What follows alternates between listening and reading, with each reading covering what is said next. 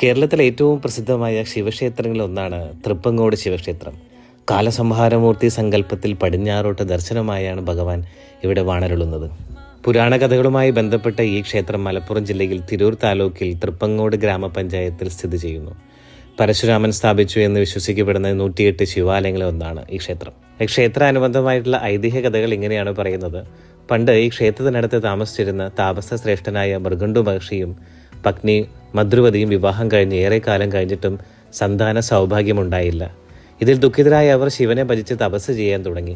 ഏറെക്കാലത്തെ തപസ്സിനൊടുവിൽ പ്രത്യക്ഷനായ ഭഗവാൻ ശിവൻ അവരോട് ഒന്നിനും കൊള്ളാത്ത 100 വയസ്സുവരെ ജീവിക്കുന്ന മകനെയാണോ, എല്ലാം തികഞ്ഞ 16 വയസ്സുവരെ ജീവിക്കുന്ന മകനെയാണോ വേണ്ടതെന്ന് ചോദിച്ചു.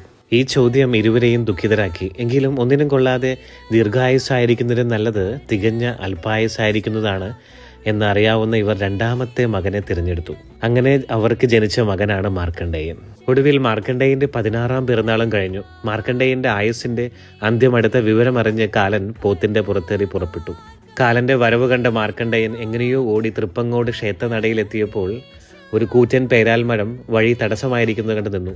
വഴി ചുറ്റുവരിഞ്ഞു പോയതിനാൽ കാലൻ പിടിക്കുമെന്ന് മനസ്സിലായ മാർക്കണ്ഡേയന് വഴിയുണ്ടാക്കാനായി പേരാൽമരം നടുകെ പിളർന്നു. തുടർന്ന് അടുത്തുള്ള ശ്രീകോവിലേക്ക് ഓടിക്കേറിയ മാർക്കണ്ഡേയൻ അവിടുത്തെ ശിവലിംഗത്തെ കെട്ടിപ്പിടിച്ചു. ഇത് കണ്ട് കോപാകുലനായ കാലൻ ഉടനെ അവനെ കേരളത്തിലെ ഏറ്റവും